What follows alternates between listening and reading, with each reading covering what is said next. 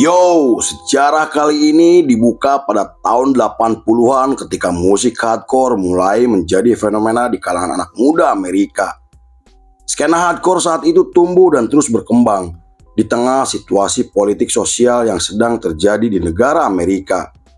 Musik hardcore bukan sekedar musik cepat, keras dan marah, melainkan respon terhadap tekanan sosial, ekonomi, politik yang dirasakan anak muda saat itu.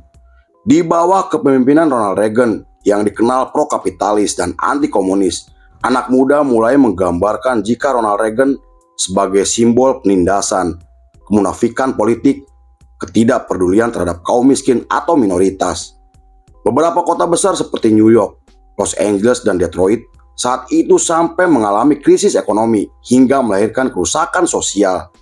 Selain itu, kemiskinan, pengangguran, dan aksi kekerasan menjadi semakin meningkat yang membuat masyarakat menggelar demo besar-besaran. Anak muda yang frustasi dengan kondisi negaranya kemudian menciptakan musik yang lebih cepat, marah dan keras dengan lirik yang politis.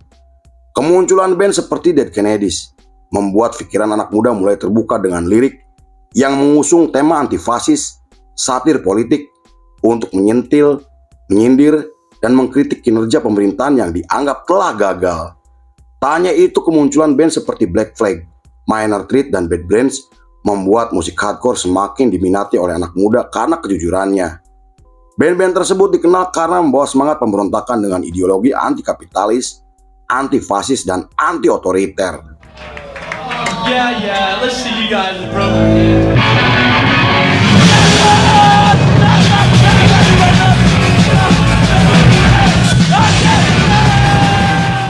Selain menjadi tempat pelarian, pelampiasan, dan perlawanan bagi mereka yang terpinggirkan, musik hardcore telah menjadi ruang untuk anak muda kelas pekerja yang merasa tidak didengar. Komunitas hardcore tumbuh sebagai kontra budaya di tengah aksi represi polisi dan banyak acara musik dibubarkan paksa dengan tindakan pemukulan, penangkapan, hingga di bawah todongan senjata api. Hal itu melahirkan ketegangan antara komunitas hardcore dan pihak otoritas sehingga memperkuat ideologi mereka yang anti polisi, anti otoritas dengan membawa semangat solidaritas, persaudaraan, dan kebersamaan. Di kota New York, hardcore tumbuh di tengah kerusuhan besar, kemiskinan, dan kerusakan sosial yang kemudian melahirkan komunitas yang dikenal New York Hardcore. Band-band seperti Agnostic Front, Cro-Mags, dan Madball dianggap memiliki peran penting atas lahirnya New York Hardcore yang semakin berkembang. Selain digambarkan sebagai pionir, band-band tersebut juga dianggap sebagai band yang membawa New York Hardcore dikenal ke seluruh dunia melalui karya-karyanya. Roger Miret dari Agnostic Front pernah mengatakan jika hardcore bukan sekedar musik keras, melainkan jeritan sosial dari generasi anak muda yang ditinggalkan, ditindas, dan diintimidasi oleh sistem yang membungkam. Saat itu mereka hanya ingin menciptakan ruang dan perubahan tanpa tekanan sosial dari masyarakat dan pemerintahan. Mereka kemudian menjadikan musik sebagai alat untuk mengkritik militerisme, kapitalisme, dan agama konservatif yang selama ini mengikat anak muda di seluruh Amerika. God help me! Guide me towards righteousness. I'm calling. Are you listening? Pada tahun 90-an, periode tersebut adalah era di mana New York Hardcore dikenal secara internasional dan para jurnalis sampai menggambarkan skena tersebut sebagai komunitas hardcore terbesar di Amerika bahkan dunia. Ketenaran band seperti Biohazard dan Warzone membuat nama New York Hardcore semakin diakui oleh para penikmat musik di seluruh dunia. Meski Gorilla Biscuit dan Youth of Today adalah band yang mengusung hardcore straight edge, namun mereka juga memiliki peran penting untuk ketenaran New York Hardcore yang semakin berkembang. Kemudian kemunculan band seperti Bulldoze berhasil melahirkan subgenre baru yang lebih keras, lebih berat, lebih brutal, dan lebih mengerikan yang dikenal sebagai beatdown hardcore.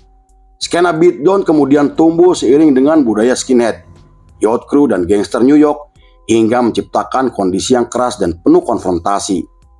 Para pengamat menyebut jika Bulldoze sebagai pelopor sekaligus band yang mencetuskan istilah beatdown hardcore dengan album pertamanya yang dirilis pada tahun 1996.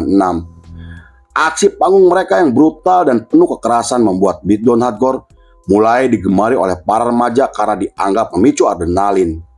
Secara musikal, beatdown hardcore dikenal karena gaya musiknya yang berat, lambat namun agresif dengan suara scream yang sangat mengerikan. Lagu-lagu mereka selalu membahas tentang kekerasan jalanan, loyalitas dan kehidupan yang keras di kota-kota besar. Genre tersebut juga dikenal karena aksi panggung yang penuh kekerasan di mana para penonton bisa beradu fisik ketika melakukan tarian khasnya seperti moshing, crowd killing, two-step, dan slam dancing. Banyak band beatdown kemudian menggunakan citra yang terinspirasi dari budaya hip hop dengan logo yang diadaptasi dari graffiti.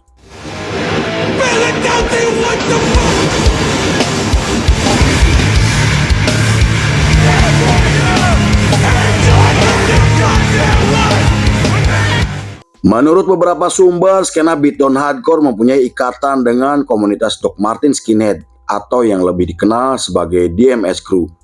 Mereka selalu menggunakan istilah For You All atau FYA Crew untuk menegaskan jika musik hardcore bukan sekedar genre musik melainkan gerakan yang bersifat komunal dan inklusif. Mereka juga dikenal karena pakaiannya yang nyentrik, seperti menggunakan hoodie, kaos band, baju bisbol, celana kargo, dan postur tubuh yang intimidatif. Pada tahun 90-an, tepatnya pada tahun 1999, beatdown hardcore akhirnya masuk ke Asia setelah band hardcore Amerika dan Eropa menggelar tur Asia Tenggara, Jepang, dan Korea. Band seperti Terror, Madball, dan Nasty dianggap telah membuka jalan bagi komunitas Asia untuk mengenal varian hardcore yang lebih keras dan lebih brutal. Jepang adalah negara Asia pertama yang mengadopsi budaya beatdown dan mereka mulai menciptakan musik beatdown dengan menambahkan elemen yang diadaptasi dari budaya lokal. Kemudian band Osaka seperti Sen dianggap sebagai band beatdown pertama di Jepang dengan musik yang dipengaruhi oleh hardcore di New York. Selain itu, band Tokyo bernama Numb juga memiliki pengaruh penting untuk perkembangan beatdown hardcore di negara tersebut. Dan meski musik mereka terdengar seperti musik metalcore, namun Numb mampu menambahkan elemen beatdown ke dalam musiknya.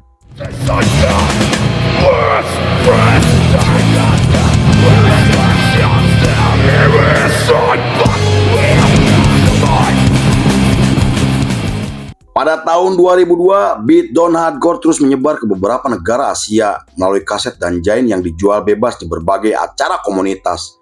Mereka kemudian memanfaatkan teknologi internet untuk bertukar informasi melalui blog dan MySpace.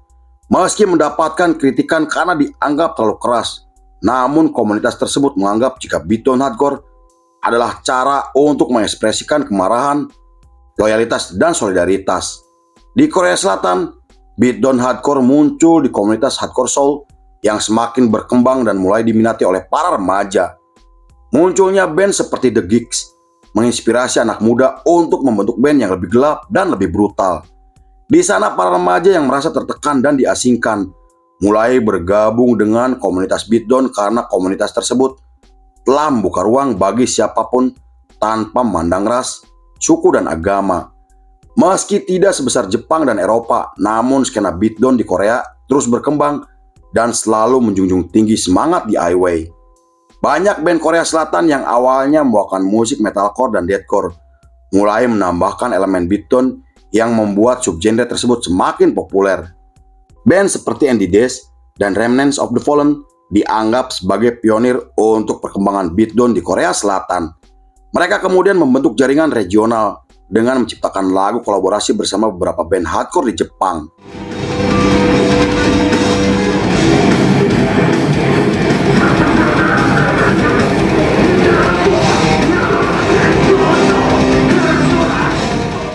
Di periode tersebut, perkembangan beatdown hardcore di Asia menjadi cerminan dari semangat bawah tanah yang menolak tunduk terhadap norma sosial.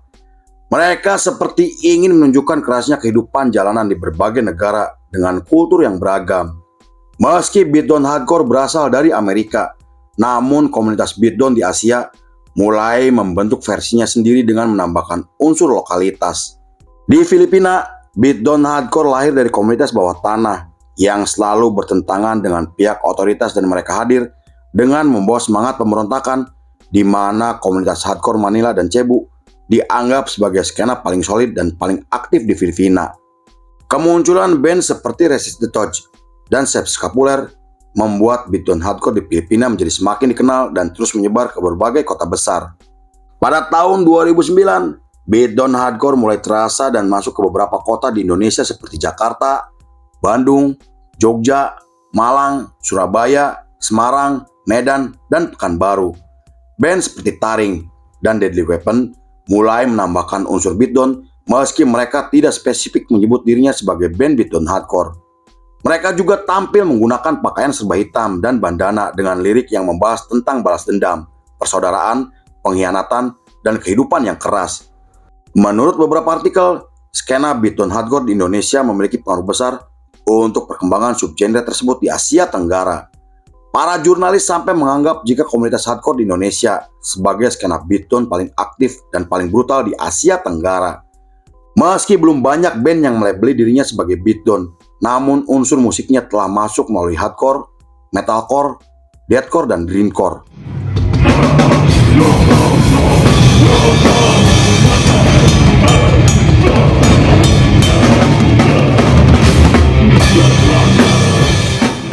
Di sisi lain, beatdown hardcore di Indonesia sangat erat dengan pengalaman hidup dan tekanan sosial yang selalu dirasakan oleh para remaja. Selain menjadi bentuk ekspresi dari kemarahan para remaja yang tumbuh di lingkungan keras, mereka menjadikan beatdown hardcore sebagai pelampiasan energi dari tekanan ekonomi, kekerasan, sekolah represif, dan tindakan aparat yang sewenang-wenang. Mereka dikenal sangat menjunjung tinggi loyalitas dan persaudaraan hingga menolak hipster atau eksklusif. Pengaruh tersebut akhirnya sampai ke negara tetangga yaitu Malaysia yang membuat subgenre tersebut mulai populer di kalangan para remaja Malaysia. Beberapa kota seperti Kuala Lumpur, Penang, dan Johor menjadi skena beatdown paling aktif di Malaysia dengan band seperti Restain, Neuratu, dan Kids of the Move. Band tersebut selalu menampilkan lirik yang membahas tentang politik lokal, agama, dan keputusasaan sosial dengan nuansa Melayu.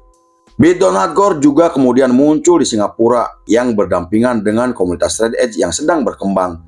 Mereka dikenal karena selalu menggelar pertunjukan di skatepark dan klub malam tanpa memiliki izin dari kepolisian. Beberapa band beatdown yang dianggap memiliki pengaruh besar di negara tersebut seperti Straightforward, Overthrown, dan masih banyak lagi. Meski ketenaran musik beatdown hardcore sempat meredup, namun subgenre tersebut kembali menarik perhatian setelah munculnya band seperti Tsunami dan Turnstile. Turnstile dianggap sebagai band hardcore modern yang berhasil membangkitkan kembali musik hardcore, dan musik mereka telah menginspirasi para remaja untuk menciptakan musik yang jauh lebih brutal. Band Tsunami juga memiliki pengaruh besar untuk perkembangan beatdown hardcore di era modern dengan lagunya yang sangat agresif. Sampai saat ini beatdown hardcore terus berkembang dan menjadi subgenre paling keras yang lahir dari skena hardcore di New York. Karakteristik visual dan aksi panggung yang muncul di berbagai media sosial menjadikan subgenre tersebut semakin menyebar ke seluruh dunia. Lalu film pun selesai.